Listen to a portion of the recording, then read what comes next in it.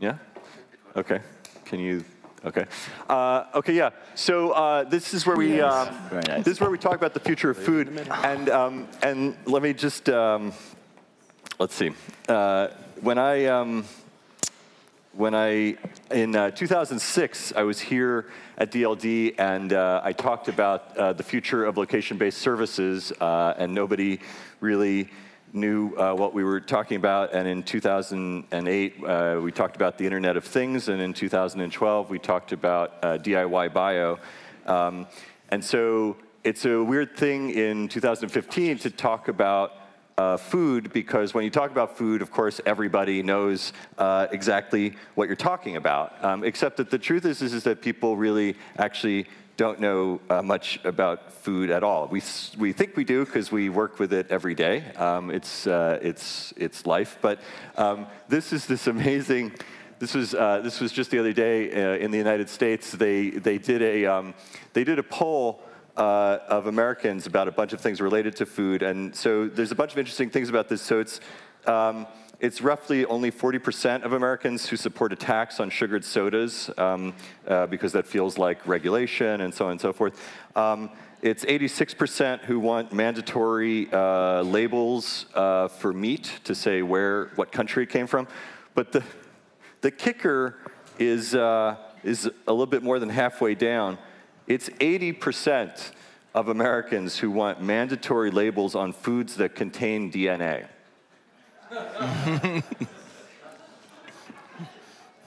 And I think it really, I mean, you can learn a lot from that stat. You can learn a lot about 20 years of neglect in the public school system, and there's a lot of conclusions to draw. But I think most of all, it's the awareness that things are really changing and are about to change a lot with regards to the food that we eat and will eat and the ways that we eat it, and that we have a very poor understanding of what those changes are. And so I've brought 4 really amazing people to talk about it. I'll introduce them quickly, starting from the far end, Caleb. I've been working for 2 years at the MIT Media Lab, and Caleb is a colleague there. Caleb is a research scientist at the City Science Initiative at the MIT Media Lab. And he's been running the MIT CityFarm research project, so working with engineers, architects, urban planners, and economists, plant scientists, exploring the technological, environmental, social, and economic design of scalable, high-performance urban agricultural systems. And in case that sounded long, it makes a lot more sense when Caleb talks about it, and we'll show some images. But at the bottom line is figuring out how to produce affordable and high-quality food at the heart of future cities. And that deals with everything from soilless growth to new forms of sensing, and you'll see a lot more very shortly. Andras, just to his right, is the co-founder and CEO of Modern Meadow, developing fundamentally new ways to grow meat and leather with better properties, no need for animal slaughter, and much lower inputs of land, water, energy, and chemicals.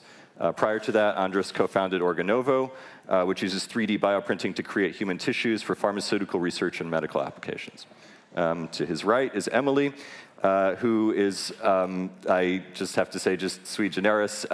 She's an artist, educator, entrepreneur, working to innovate and reveal new ways of eating to transform the everyday into the exceptional.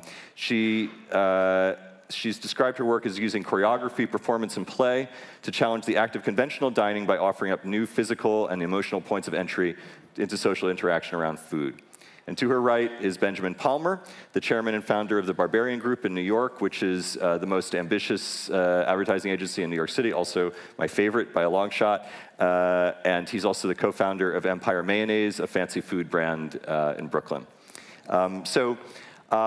These are 4 people who come at these questions around food from very different perspectives. Some of them from the points of view of how to change its production, and some of them how to change its consumption, and sort of the role of desire on it. But let's just start sort of at the highest level, which is what are the forces that are producing change? If we can start with you, Caleb. So I guess in my work, it's the realization and the confronting of the fact that resource limitations don't know political boundaries, right? They're going to keep moving around the things that we need: water, minerals, food in general, the production of food. And so looking around to see what countries are doing about that, you know, they go to other countries, they set up production, and then they ship it home, which is pretty short-sighted. And so we're going to be looking for new methods where inside of our political boundaries, and especially inside of our cities, we can produce a lot of food. And so looking to technologies of production, you know, a lot of my work is derivative of kind of things that started on Mir space station, where they said, okay, we have a very small space, we need to produce a lot of food, we need to use very little inputs. And so taking those out of space and landing them on Earth as part of what I'm trying to do. So if one end of the spectrum is technology and seed, and we talk a lot about that, especially in the European context, and what does that mean?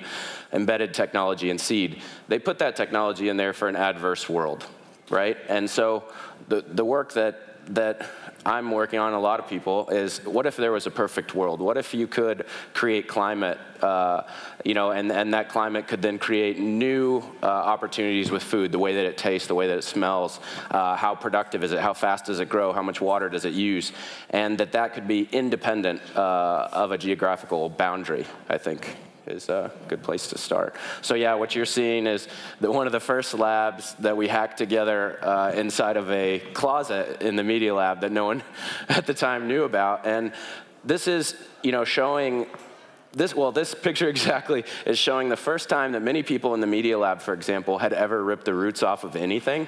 So, like, is this a grocery store? Is this a restaurant? Is this, what is this? Is it a pop-up lettuce garden in the middle of a place where most of us are on computers all day? But the point being that there's definitely a movement and a new generation that wants to be around food, wants to understand food, wants to apply their skills in data science or in mechanical engineering, in product design, in experience design, to what's next for food. What's that fourth kind of agricultural revolution? So this is something that we've designed. I think of myself as working on food computers. So when you look at this, it looks like, to me, a 1960s mainframe, you know, a crazy thing where it takes like a couple maniacal people that understand what's going on, moving vacuum tubes around, moving around different components. So when I look at that, I see a computer case or a server case. Inside, I see racks, and then inside of that, I see components. So in this environment, we create climate, CO2, temperature, humidity, light. That becomes a recipe. So then eventually what you'll see is these distributed. So all of the work of CityFarm is open source hardware, software, and data. So we're going to be bringing these things around in the world in a very transparent way to say, you know, what is the future of food computing? How does it work? What's the social implication? What's the technological and sustainability implications of that? Great. Andras? Yeah, what Caleb is doing for plants, we're looking to do for animal products. And our motivation primarily is environmental. It's driven by the fact that we believe that we can make better animal products that is less harmful to the environment, better for animals, and by the way, better for us. And for me, my realization of this is very personal. I've been eating food all my life, and I was living in China for a couple of years, and I saw firsthand that the price of meat was going up dramatically, the quality of meat was very variable, and if you wanted to get a very good quality piece of meat, chances are it would be imported from Latin America or Australia, and that just seemed absurd to me, that you'd be eating a steak that comes from halfway around the world. And in a prior life, I had founded a biotech company that developed a way to grow human tissues for medical applications, to 3D print human tissues for medical applications. And people had been approaching us for a while saying, hey, if you can grow medical-grade tissues, if you can grow muscle, could you also grow meat? And we thought that that was just a crazy idea. It just seemed very fringe. Besides, we were focused on trying to be a respectable medical company. And yet, when I was living in China, I started to appreciate that that idea perhaps is not so absurd. If you can develop a better way to grow animal products with much fewer externalities and actually make better products, that could be an important part of the solution. So I don't know if you all know this, but the livestock production is one of the largest users of land, water, and one of the largest emitters of greenhouse gases. And that's today, when we have 7 billion people on the planet, and we have about 60 billion land animals that we cultivate each year. Over the next 30 years, we'll need to nearly double that.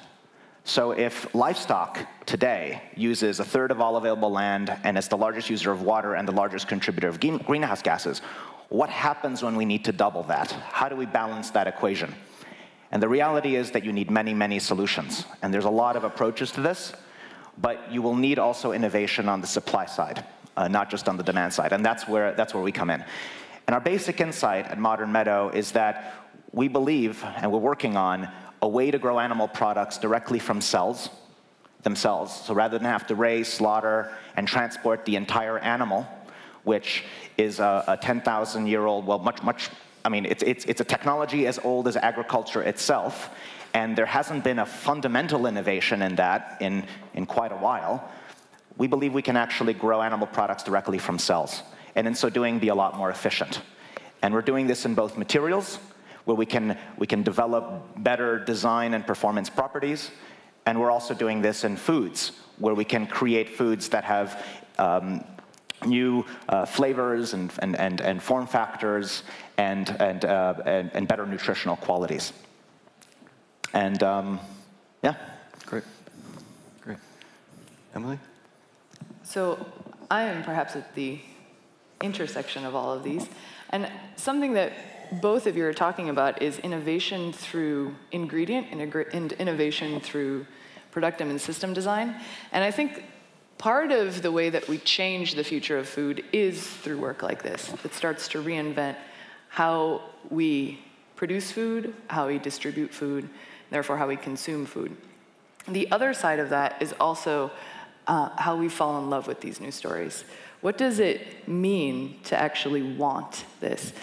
And culture is built on a variety of artifacts, and those artifacts come to life through stories, through new mythologies, new ways of being able to attract and create pleasure around change and innovation.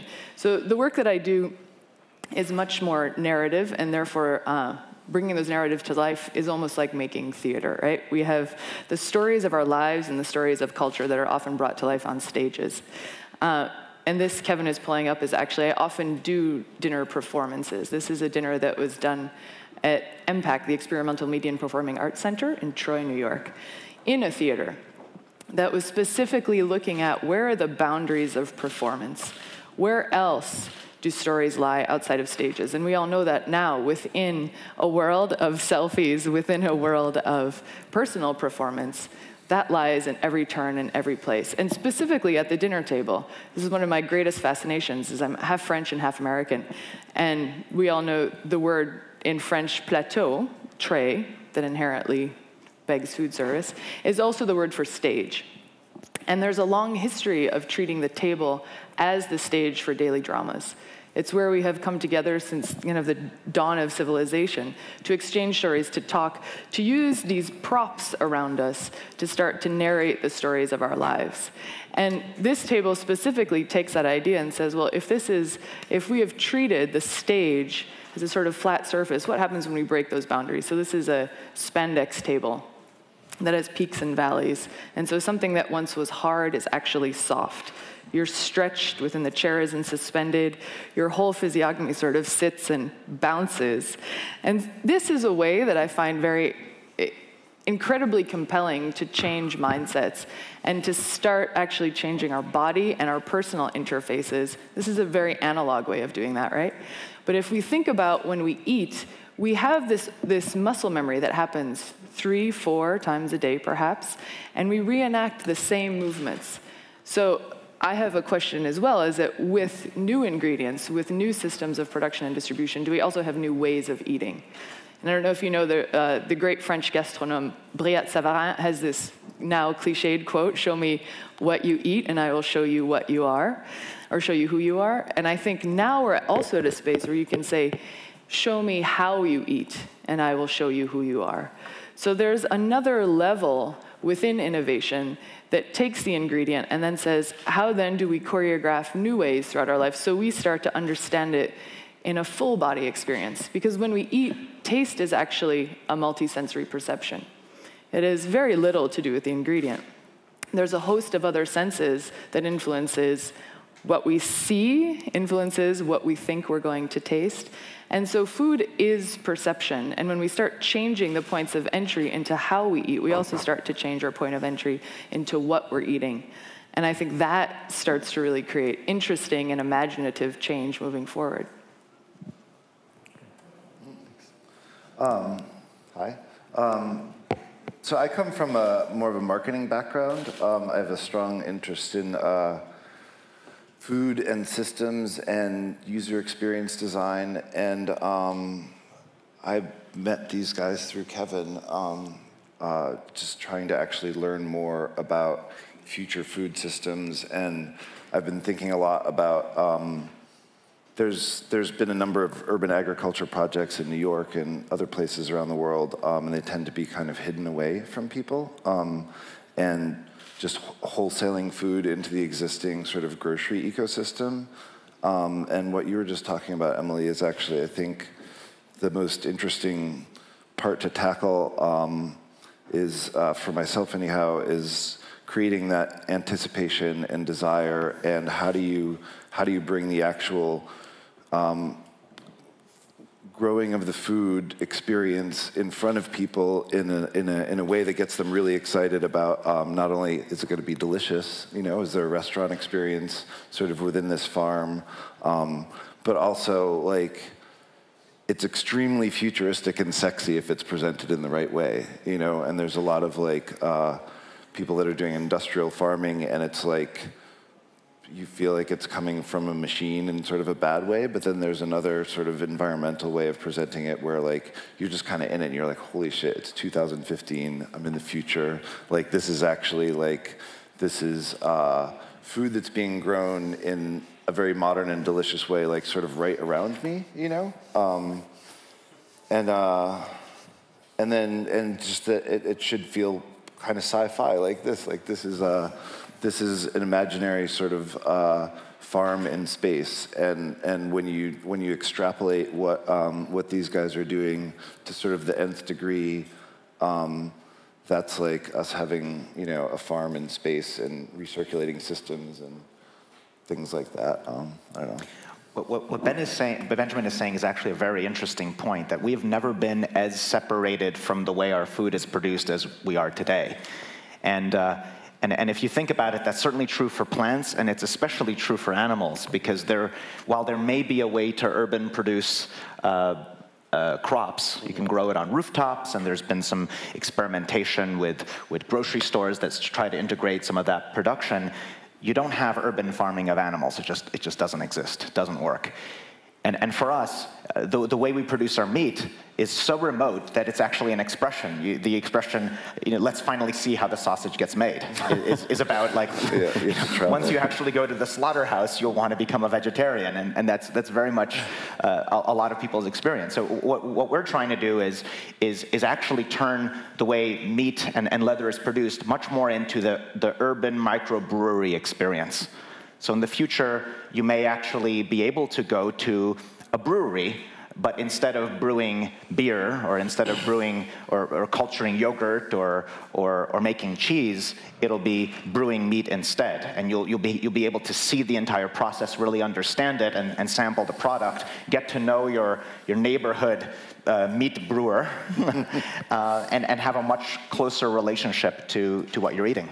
Well, and I think that this image now, that's the manifestation of trains, planes, and automobiles as far as it can go, right? These are all the strings that connect the world: global food, import, export. The purple countries are used as usually like a host country that's sending food somewhere else. So I think we've reached the end of that industrial food system. However you feel about it, there are cracks in the system. So the question is, what is a networked or what is a networked answer to the industrial revolution of food? And then how can these points that the strings are connected to, how can those points become more like a wireless mesh network, right? How can they share information and data that then allows the production of a lot of food right where it's being kind of consumed? Oh, so, yeah, so. I just had to throw this up. So the farms that we're working on, right, like everything inside is cultivated in terms of climate, and the plants each have like a unique name, basically. So we've created this plant Facebook, where the plants eventually will have friends. You know, like companion planting is an anecdotal response or an anecdotal way to frame that plants work together synergistically. But the science behind that and the ability to create a more dynamic environment is still very young. So this is an example, you know, of where our plants are starting to talk to each other, and we're now starting to be able to talk to our plants. Like, when's the last time you held up, you know, we could use GMO, we could use organic, we could use anything that you think about eating next to, let's call it conventional, and they told you anything? Right? Like, you just believe what someone's telling you to believe, and they want to sell you something. So the question is, how could we ask our food more in-depth questions and get some feedback on that loop? I think something that you bring up is, when thinking about the future of food, all of this in a nutshell is changing our relationship to food, changing our relationship to systems, changing our relationship to consumption. And this kind of anthropomorphization of food is actually, I think, what's needed. It's going back to a very childlike place of wonder, because change comes with imagination. And as children, it's amazing. We eat everything to discover a world. We don't talk. And thank you for bringing this up. This is an illustration of such an endeavor. It's called Lickestra, that was created in collaboration with wonderful artist and designer Carla Diana. And Lickestra is a licking ice cream orchestra. So what you see here is a series of 3D printed cones that have technology embedded in them, capacitive sensors. And this was a riff on the like busts in an art gallery, right, where we sit here like this.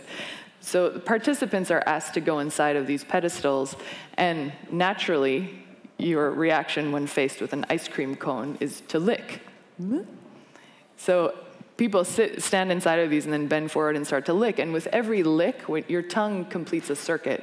So each one of these has a different tone attached to them.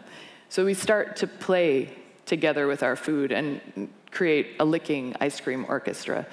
And this one specifically has a very wonderful cacophonous feeling to it.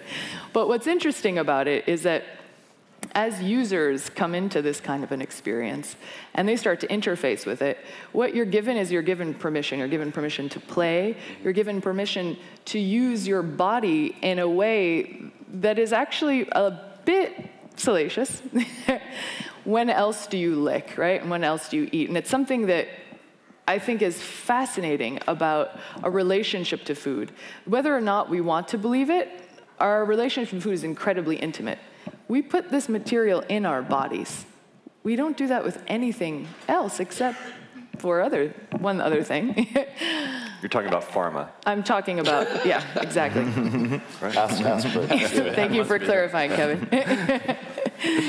But what happens when we start to shake up this relationship that we have? It's actually incredibly vulnerable, and so there's an emotional response. And we see that. This is the first time I met Caleb, and I visited your lab, I actually was so sad. We talked about this.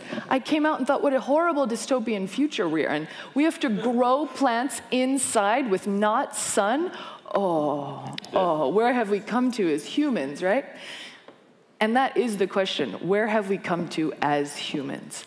And I think in further conversation, what we start to realize is that we're conditioned to believe in some relationships as humans. We're conditioned to believe that we need to do things in this way, that way, or this way. But we've been innovating and imagining and reforming and actually controlling our food system ever since we became civilized. Well, and the interesting thing when you're standing in front of this farm, the CityFarm module, or if you're in any sort of urban farm environment is the system's exposed, and we're used to having food brought to us in a completely opaque way. Like, you don't know where your lettuce came from, you don't know how the sausage is made, you don't know if this was picked when it was green and then ripened to a red tomato using gases while it was on a train being brought across the country, you know? And so the entire food system is like, the infrastructure is intentionally hidden from you because a lot of it's bad, and a lot of it like doesn't actually make the food more delicious, doesn't make it healthier for you, it's not really good for the environment. And so you get this feeling when you're here, like, so it's a little shocking because you're like, is this unnatural that we're doing it this way? Because I can see exactly how everything's happening, but it's actually, usually it's healthier plants, it's more nutritious. Like when you take the food out of an environment like this, it's at its freshest and most nutritious point. It'll last longer in your refrigerator. There's like a huge amount of benefits, and and you're monitoring the health of the plants, so you kind of know that the lettuce is happy. You know, the lettuce is having a good day today, and you get, you know, and if you're anticipating when it's gonna grow and be edible, then that's gonna enhance your anticipation of the meal. You know, when that's. But there is a deep-seated cultural idea, and we're in one of the sort of capitals of it, which is that there can't be anything better for you or more delicious than what nature provides on its own. And so there's an argument. So first of all, there's the question about whether that's true. And second of all, there's the question of how to, if it's not true, how to shift that perception. So do you guys? Well, I think, so it's been a theme of the conference to ask the audience a question. So how many of you are farmers?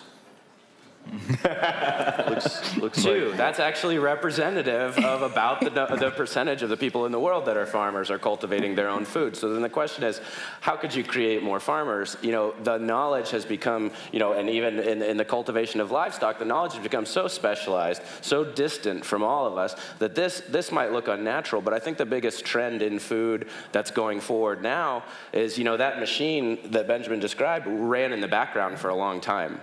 And that machine's being called forward, and it's being called forward by people that want accountability out of their food system. They're like, wait, but how did it come to me? What's in it? You know, how good is it for me? How fresh is it? I mean, to Benjamin's point as well, you know, the things that we cut off in the field, they're degrading by the time that they get to us. So those nutrients are lost, or maybe not ever a part of that process because of the fact they have to get shipped so far. So I think this is an illustration of that machine coming forward. You're going to be able to see more of that, and the next time that we ask this question in 10 years, how many people are involved in the production of their own food, we're going to have a lot more hands in the audience. Yeah, the term natural is a very loaded term when it comes to agriculture, because agriculture is, in many respects, the world's oldest technology. Nothing we eat is really, very few things we eat are truly natural unless you go into the woods and pick berries. Go back to hunter and gatherer. Or go back to being a hunter and gatherer, really, because... How many people are hunter-gatherers? Yeah, how many people are hunter-gatherers? The same number that are farmers. That's amazing. There you go. But you don't fully, I don't imagine you fully subsist off of hunting and gathering. It might be a hobby. So agriculture is the world's oldest technology. Everything that we eat has been selectively bred over generations and generations to be something entirely different than what its antecedent was in nature. There is no such thing as a dairy cow in nature. Its natural wild precursor went extinct. It's the oryx. So we've selectively bred these things. We consume these things, and we have this mythologized view of what is natural. And if you think about it, you all are actually biologists, and you all have a biolab at home. It's your kitchen. That's another area where we all experiment with technology. We conduct chemical reactions. We heat, we cool, we mix acids and bases and minerals.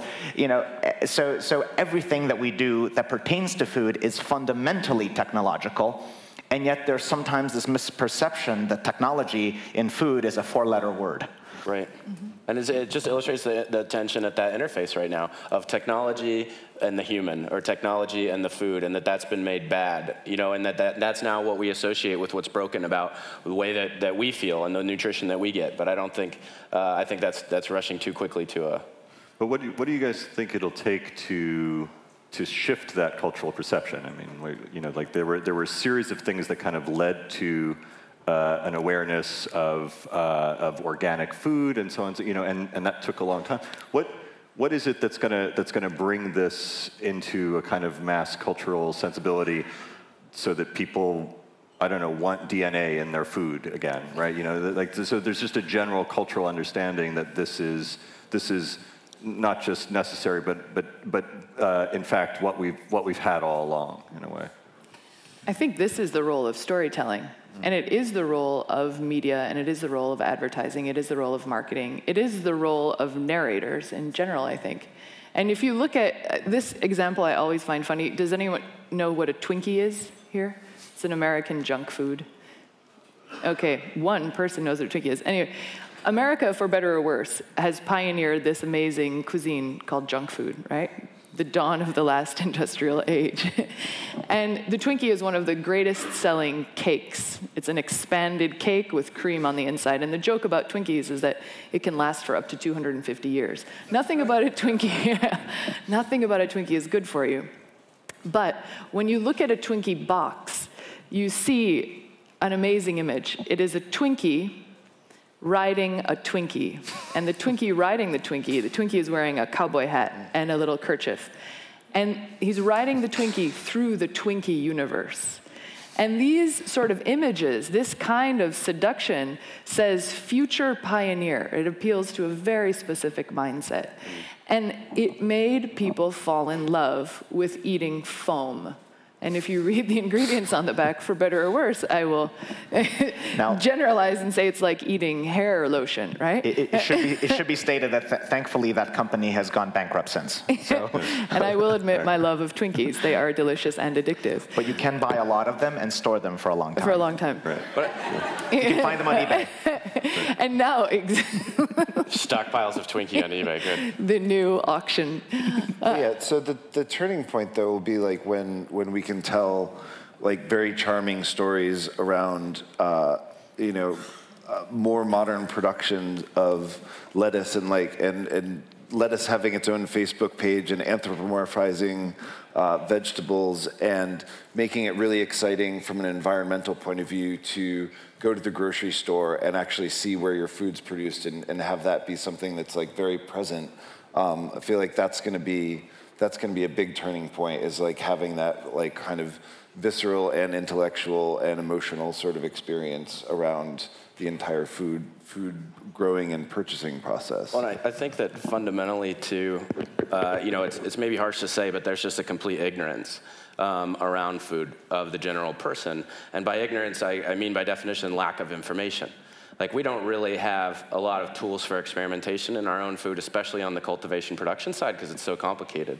So to what Benjamin was just talking about, the charming stories, we're technologists that often fall backwards into plant physiology. And what I mean by that is, inside of this lab, for example, we had that harvest and there were a couple lettuce left over. And I was like, I grew this thing, right? I can't kill it. I have an emotional attachment. I can't just throw it away. And that's a new concept too, right? We didn't just throw our food away because we care. But the more important thing was I put it back in the lab because I was like, I'll eat it tomorrow. And so when we ate it the next day, it was incredibly sweet. And I was just shocked, and I thought I was kind of a freak because I can taste pH in lettuce now because I eat so much lettuce.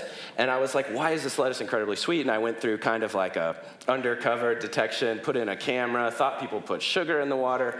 Turned out that I created a stress in the lettuce, and it's a water deprivation stress or a drought stress. And that plant was like, I'm gonna die, and it started protecting itself. And that chemical change in the plant tasted sweeter to me.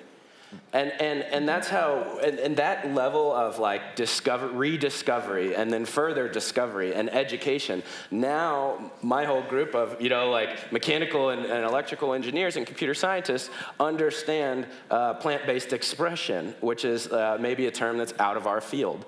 So I think that level of education and engagement and the tools to do that, whether that's on the experience, on the product creation, side, will be the difference.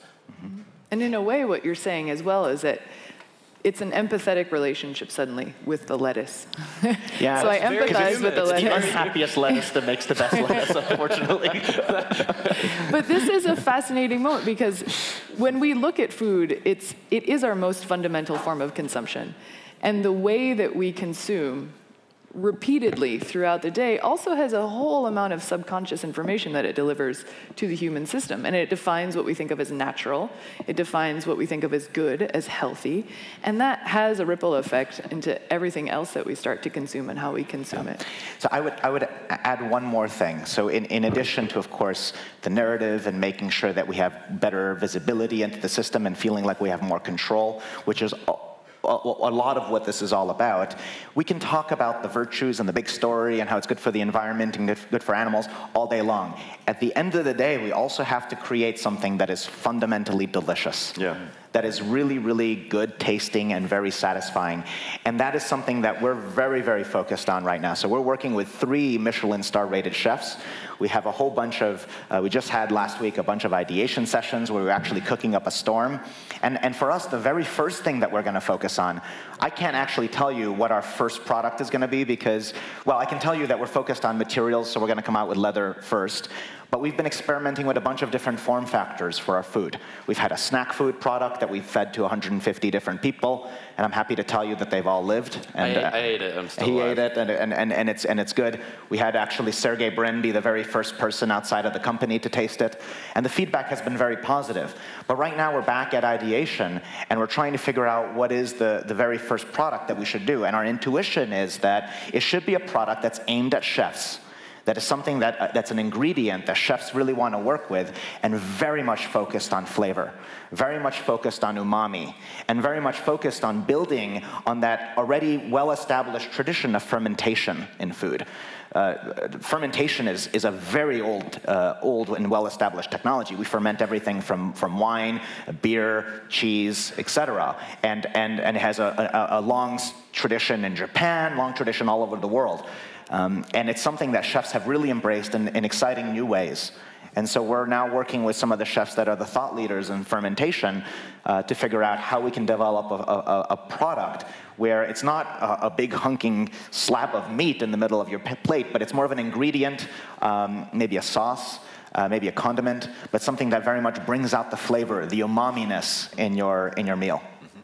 Yeah, I mean, you can argue that every cultural cuisine has always been a response to whatever the available materials were, right? Mm-hmm. So cultures that grew up around fish figured out a whole bunch of things to do around fish, and if it was fresher fish, they did one thing, and if it wasn't as fresh, they figured out other things. And so I think one of the questions is, what will the cuisine be of the new materials that we're producing, and well, who knows? I mean, Well, and it might be that because of using these methods are built like the ability to kind of tweak the basic food product itself to be slightly sweeter or more umami or something like that, that maybe the notion of seasoning after the fact changes. Like you might be growing food in such a way that it has certain flavor profiles that are, or it's more nutritious for you, and not necessarily by like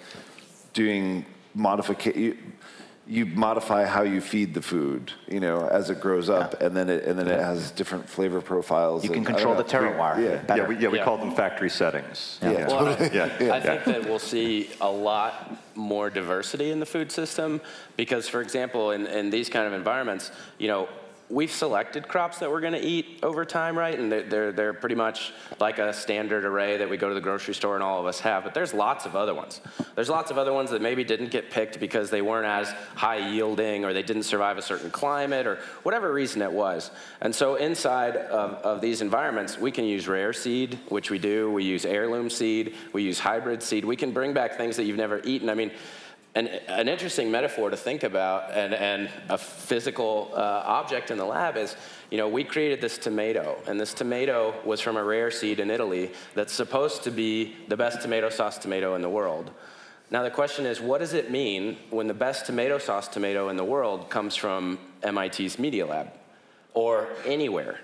So when you start really fully expressing and exploring what plants can already do, because we have new methods of doing that. It will change and add a lot of diversity and complexity to what's available, and what's available as a medium to work with.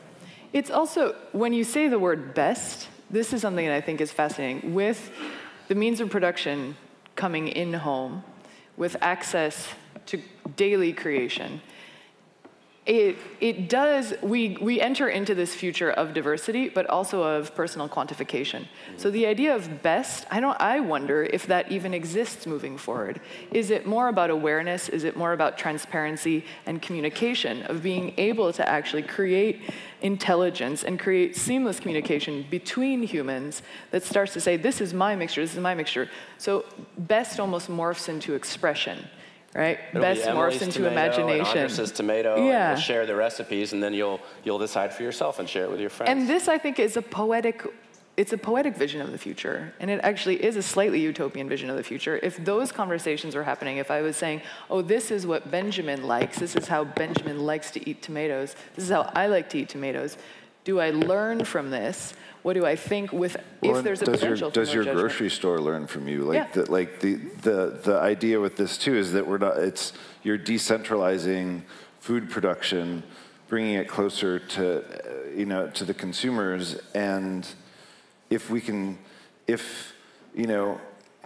you or people in your region have a certain preference for the style of tomato, then like the farm's going to sort of grow it in that way, or you can like download profiles from the internet from some experiments that people are doing in Copenhagen with we figured out how to make lettuce really tart, and like it's kind of exciting, and you just you tweak the settings at the farm, and there's more diversity. But so one of the things is that in the areas where technologies have had their greatest global impact, they've often been in spaces that have the least regulation, right? I mean, like the reason that we've been able to innovate so quickly on the internet is because for a long time, in many ways, it was kind of an open field. It's not really true anymore, but let's just say that it was true for a long period.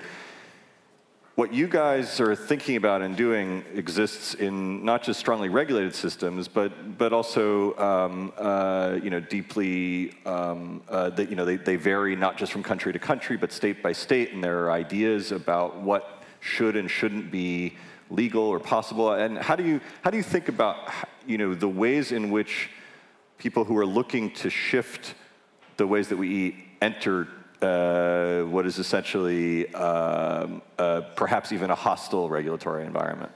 I think you can look to manufacturing. If you said the same thing about manufacturing 10 years ago versus now that you can do personal manufacturing, how much has that changed everything? So when you have the tool of creation, and that tool of creation is decentralized, it will bring about a fundamental groundswell change, just like MakerBot, right? MakerBot, 3D printers are giving people agency to create things. Maybe this is more along the lines of like a bio MakerBot.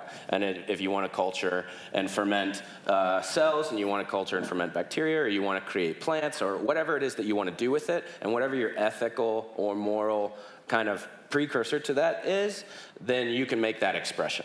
That you have the ability and the tool to express your own individual desire, and it's no longer prescriptive, which is maybe like how manufacturing used to be, more prescriptive than it is now. Food is and should be regulated, because you shouldn't just be able to feed anything to people.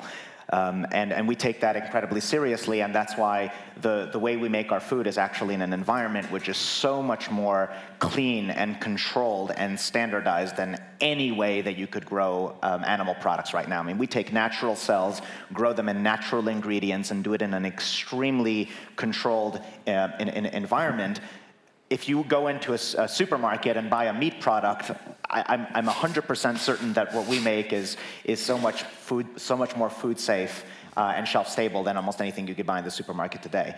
But that notwithstanding, it's going to be a novel regulatory path. So we're starting to explore that, what the regulatory process would be, and it is for this reason that we're, and several others, that we're really focused on the materials program, because we're developing all kinds of new materials, leather, for very high-end applications, and that's, I think, an easier way to introduce new technology to consumers, because you're asking them to wear it rather than to ingest it.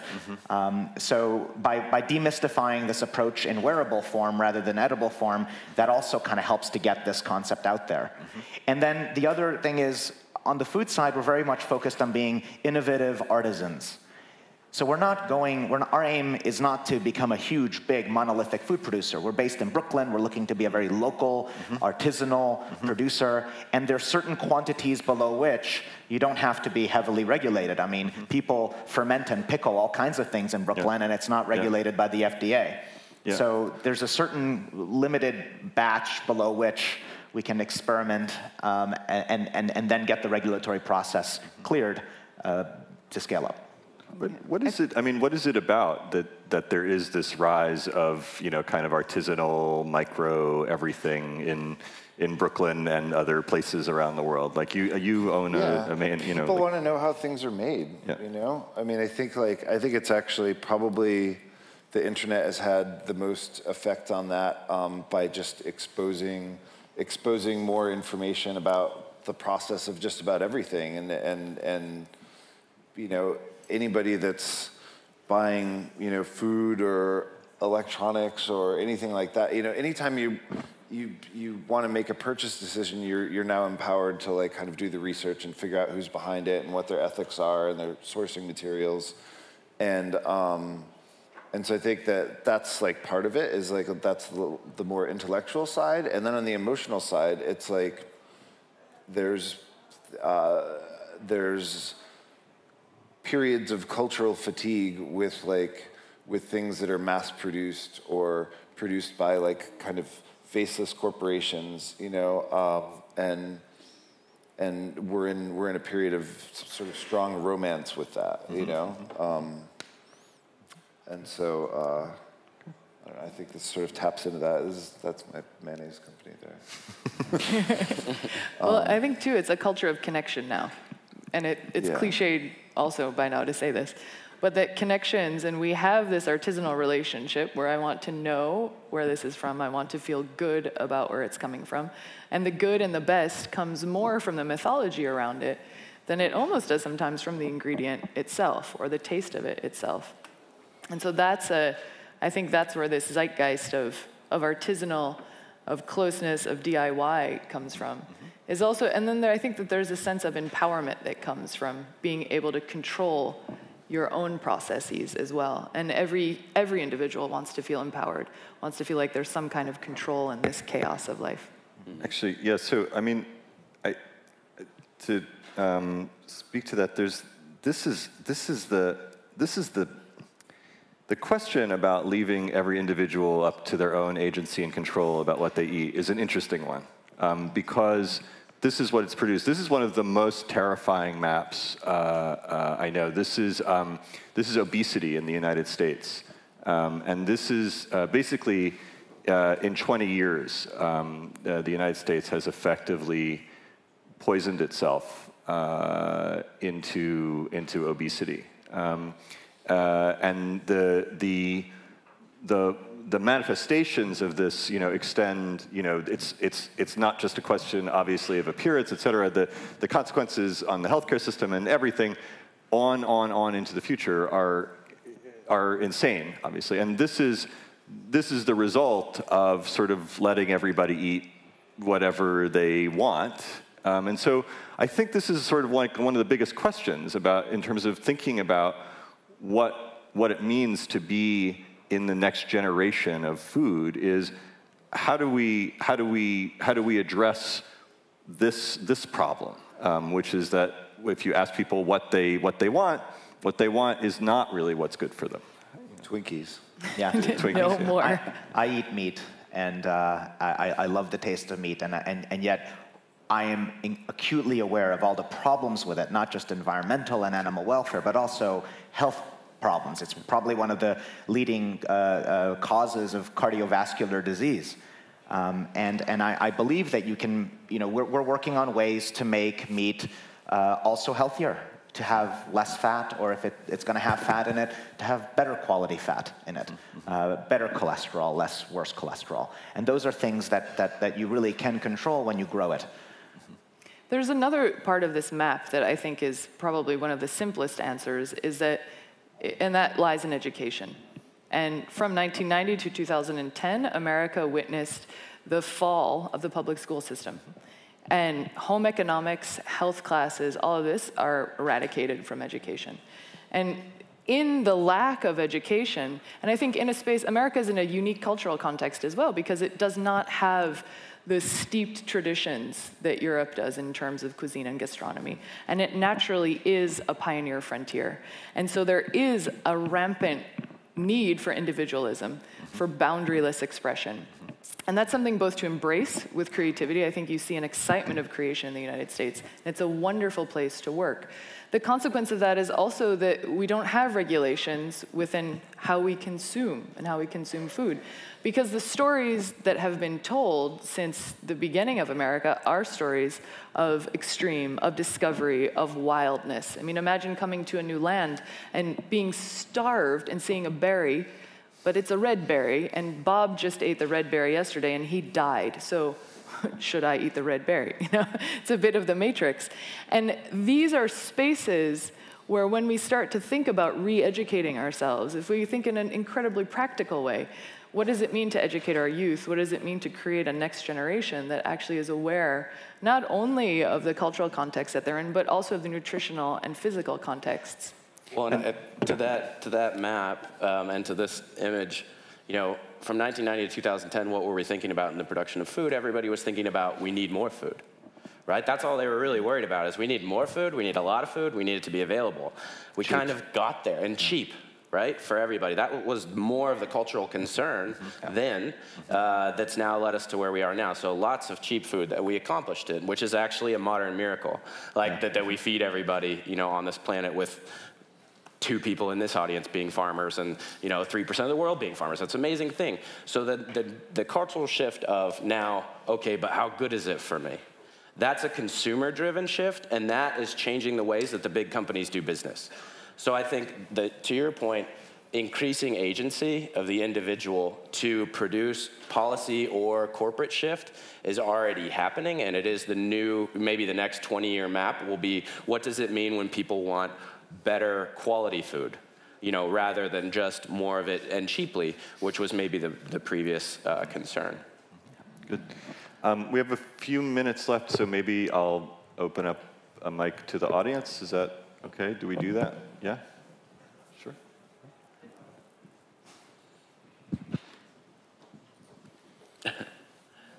Should we comment? I know. So much to say. Hello, hi, I'm Marcus. All of you are from the East Coast, right? So what is the West Coast view, the technologist view on it? To eat data or what?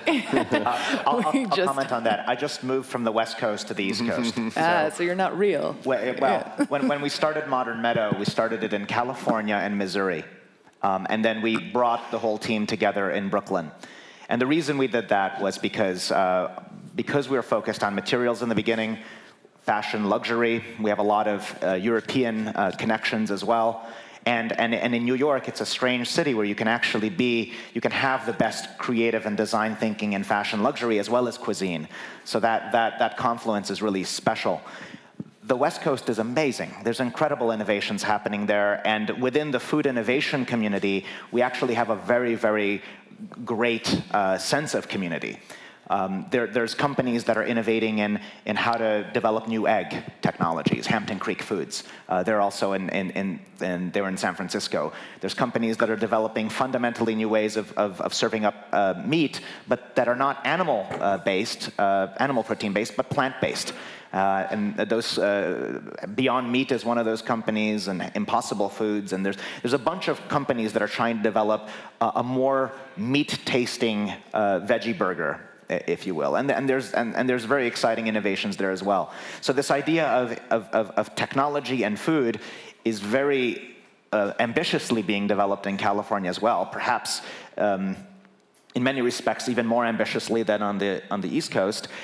And to such an extent, actually, that there are companies right now that are looking to be the providers of food that are the post-meal food, the food that doesn't even require having a meal, like Soylent, which is run by a friend of mine called Rob Reinhardt. How many people, just out of curiosity, how many people in the audience are familiar with Soylent? Yeah. About half. I mean, yeah. That's a different philosophy altogether, and it's about, drink this, you don't need to eat. It's the drinkable IV bag, I think that represents the spectrum of both the West and the East Coast, right. But at the same time, you need to realize, Google's a player in the food space now. Yeah. Right? Amazon is a big player in the food space. These are the rising food companies. It's just a question of how they're going to do it. And I think in San Francisco particularly, we have a collaboration with the Culinary Institute, so I've been exploring the West Coast more, and what you see is a huge rise of hacker culture in food. So you see lots of hackathons, you see lots of micro-entrepreneurship, trying to figure out, because now they feel empowered in a space where before it was like, it's too big, it's this giant system, I can't do anything in it. So I think you see that on both coasts. Then you have to say, what is Google Farm 2050 about that was just released as one of the priorities of Eric Schmidt? That's the recognizing that food, water, energy, these are the things that we're most concerned about now. These are what the biggest companies are most concerned about now globally. And just very strangely, if you had been trying to go around 10 years ago raising venture capital for a food company, it would have been, you would have had an impossible time. That was the last category in which venture investors would have wanted to put money. And now, all of a sudden, it has become a category, a legitimate category, in which venture investors are investing with the idea that these companies can actually grow phenomenally well. And we're having that. Khosla Ventures is investing, Mark Andreessen is investing, Horizons Ventures is investing. So there is a community of investors that are not just motivated by the global impact that this can have and all the positive externalities, but they're actually also motivated by the profit motive. Well, it's a $15 trillion business that hasn't been updated in a while. I mean, where else do you find that? Text disrupted everything. So what's left? And this is, what everybody's kind of awakening to in the moment. That sounds like a West Coast answer if I've ever heard one. Yeah, there you go. You asked me to conjure. I conjured Silicon Valley right there. Yeah. I'm actually a Texan, so I don't know what I'm doing. What would Chicago say? Okay, another question? No? Oh, over there?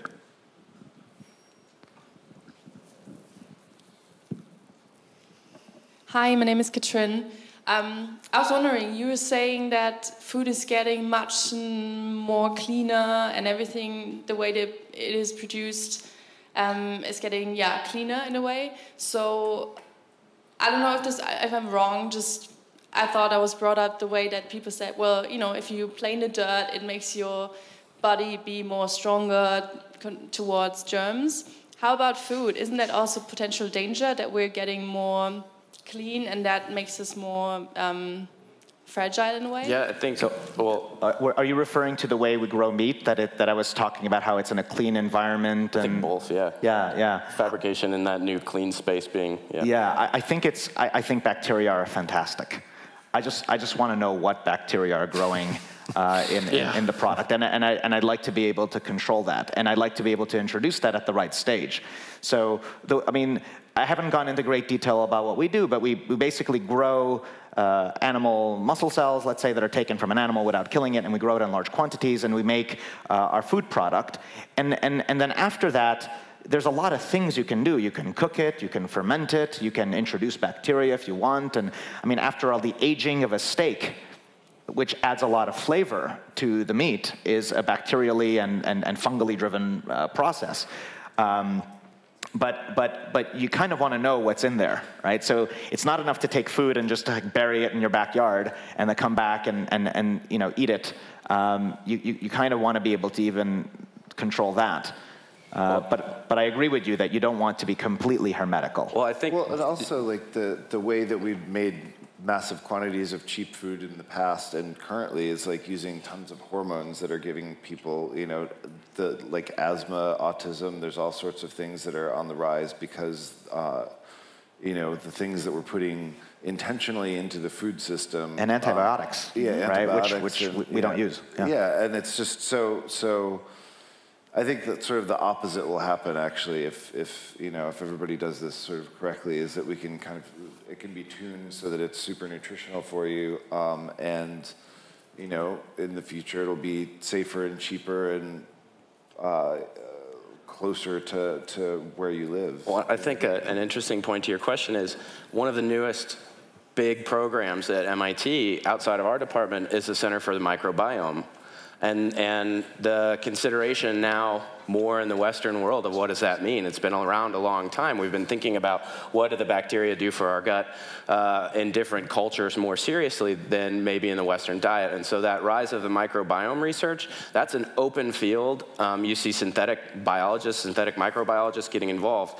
And the second part to that question is, you're considering that dirt, again, is natural, right? So if I live in a city, plants are sensors in their simplest form. They are sensors of the environment. So when you eat a plant of any kind, you're eating the air, the water, and what's in the dirt, right, of that place. If that is good things, then you're eating good things. And if that's carcinogens, and that's lead, and that's arsenic, which is a lot of what's found around cities, then that's what you're eating. So you have to consider your personal relationship with nature and what you believe to be natural, and take it maybe to a deeper level than what is, what we all have this little farmer, I always say. Like, I think that we have one, but he's really dumb sometimes. And he tells us that we can do things that we can't, or that things are safe that aren't.